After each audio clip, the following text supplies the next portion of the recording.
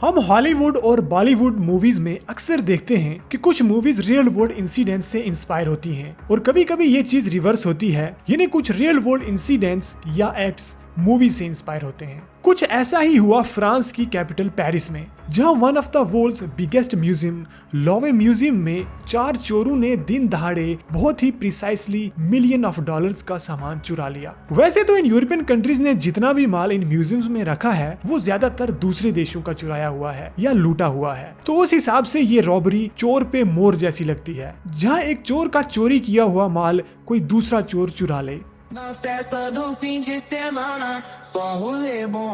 ठीक किसी मूवी के सीन की तरह ये रॉबरी गैंग दिन दहाड़े एकदम बिंदास होके आती है। विजिटर्स और सिक्योरिटी गार्ड्स को लगता है कि कोई रूटीन मेंटेनेंस चल रहा है या ये लोग प्लम्बर्स या क्लीनर्स हैं।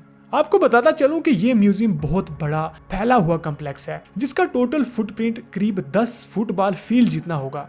मैन एंट्रेंस इस शीशे के पिरामिड के पास है। वैसे तो इस मैन गेट के अलावा कुछ दूसरे एंट्रेंस भी हैं इस म्यूजियम के, लेकिन चोरों ने पूरी प्लानिंग के साथ अपना खुद का एक एंट्री पॉइंट बनाया।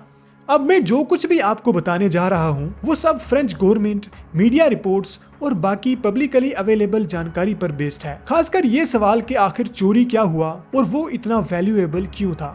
पेरिस शहर में मौजूद लोवे म्यूजियम 19 अक्टूबर को डेली रूटीन के मुताबिक सुबह 9 बजे ओपन हुआ। म्यूजियम खुलने के करीब आधे घंटे के बाद एक ट्रक जिसमें एक एक्सटेंडेबल लैडर या मैकेनाइज्ड लिफ्ट होती है, म्यूजियम की एक मेन बिल्डिंग के एक कॉर्नर के सामने पार्क होता है और विद इन 2 मिनट्स इस ट्रक की मैकेनाइज्ड लैडर को एक्सटेंड करके 4 चोर म्यूजियम के फर्स्ट फ्लोर तक पहुंच जाते हैं।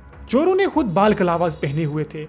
दरअसल ये एक काइंड ऑफ मास्क होते हैं जिसमें सिर्फ आपकी आंखें विजिबल होती हैं। विंडो पैन काटने के लिए वो अपने साथ एंगल ग्राइंडर लाए थे, जिनको कटर की तरह भी यूज किया जाता है। ये पावरफुल टूल्स किसी भी चीज को काट सकते हैं, जैसे प्लास्टिक, फाइबर ग्लास और लकड़ी। इसके अलावा इन ग्राइंडर्स में मेटल कटिंग डिस्क लगाकर आप इनकी मदद से स्टील और लोहा भी काट सकते हैं।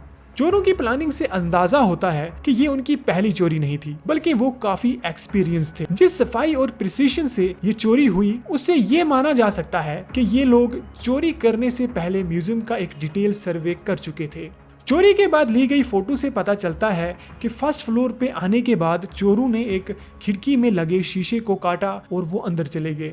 म्यूजियम में मौजूद लोगों की माने तो जब ग्लास तोड़कर चोर इंटर हुए तो तब तक सब नॉर्मल चल रहा था, लेकिन जब चोरों ने रीइंफोर्स्ड ग्लासेस जिनमें वो प्रीशियस नेकलेस और क्राउन्स रखे हुए थे उनको तोड़ना शुरू किया तो म्यूजियम में हर तरफ अलार्म बजने लगे। लेकिन ये चोर इतने ट्रेंड और वेल प्रिपेयर्ड थे कि विद इन जस्ट 3 मिनट्स उन्होंने अपोलो गैलरी में डेकोरेटेड ज्वेलरी को उठाया और अपने साथ लेके म्यूजियम से निकल गए। इस पॉइंट पे आप ये सोच रहे होंगे कि आखिर इस सब के दौरान म्यूजियम की सिक्योरिटी कहाँ थी। फ्रेंच गवर्नमेंट के मुताबिक इस इंसिडेंट के दौरान गार्ड्स की नंबर 1 प्रायोरिटी शायद क्राउन ज्यूल को बचाना नहीं था, बल्कि लोगों को सही सलामत बाहर निकालना था। और इस ह्यूमन शील्ड का चोरों ने भरपूर फायदा उठाया सही सलामत भागने में।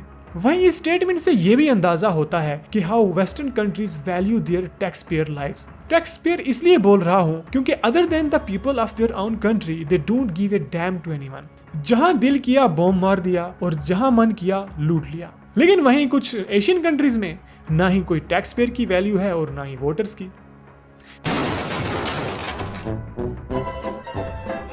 Bye the way, coming back to the main topic, इस इंसिडेंट की सबसे खास और यूनिक बात यह थी कि ये पूरा इंसिडेंट या ये चोरी सिर्फ 8 मिनट में हुई।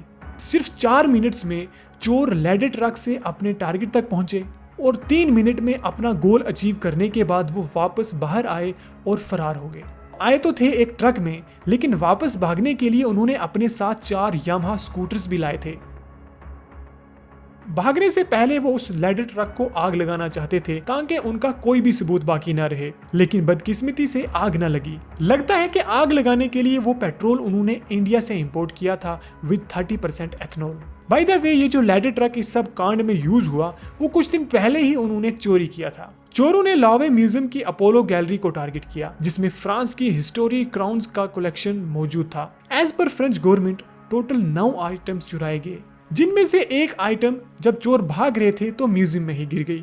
चोरी होने वाले सामान में सबसे इंपॉर्टेंट है नेपोलियन बोनापार्ट के एमरल्ड वेडिंग गिफ्ट सेट के कुछ हिस्से। ये एमरल्ड और डायमंड नेकलेस लॉवे म्यूजियम में 2004 में शामिल किए गए थे। इसे नेपोलियन बोनापार्ट ने 1810 में अपनी दूसरी पत्नी मैरी लुइस को उनकी शादी पर गिफ्ट किया था। इस नेकलेस में 32 एमरल्ड हैं और साथ ही 1138 डायमंड हैं। इसके अलावा एम्प्रेस यूजनी जो कि क्वीन ऑफ नेपोलियन थर्ड थी, उसका क्राउन भी चोरी हुआ है। ये क्राउन दरअसल उसकी दूसरी चीजों के साथ अपोलो गैलरी में डिस्प्ले पर था। इस क्राउन में 212 मोती, 1998 डायमंड्स और 992 रोज का डायमंड लगे हुए थे। इस क्राउन के साथ एम्प्रेस यूजनी का एक और चमकता हुआ डेकोरेटिव बो भी चोरी हो गया। इस बो में 2434 डायमंड और 196 रोज का डायमंड शामिल है। वैसे तो इन सभी क्राउन जीवल की कल्चरल और हिस्टोरिकल वैल्यू का अंदाजा लगाना नामुमकिन है, क्योंकि ऐसे आर्टिफैक्ट्स की वैल्यू सिर्फ उनके मॉनेटरी एस्पेक्ट से नहीं बल्कि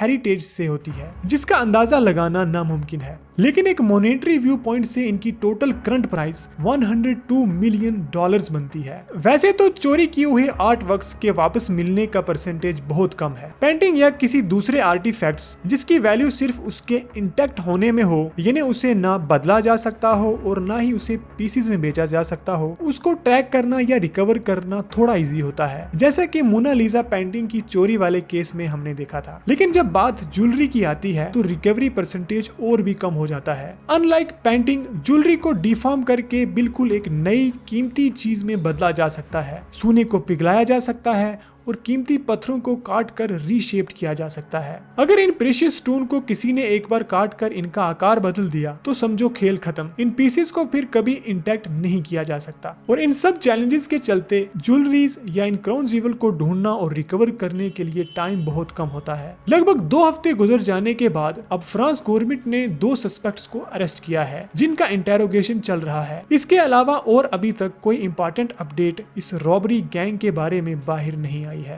प्लानिंग, प्रिसीशन, स्पीड और वैल्यू ऑफ स्टोलन मटेरियल को देखते हुए मेरे हिसाब से ये हीस्ट ऑफ द डिकेड थी, जहां सिर्फ 7 मिनट में चोर अंदर और माल बाहर। बाकी अगर आपको कोई और ऐसा हाथ की सफाई वाला हीस्ट याद है तो कमेंट बॉक्स में जरूर शेयर करें और लाइक और सब्सक्राइब करना ना भूलें।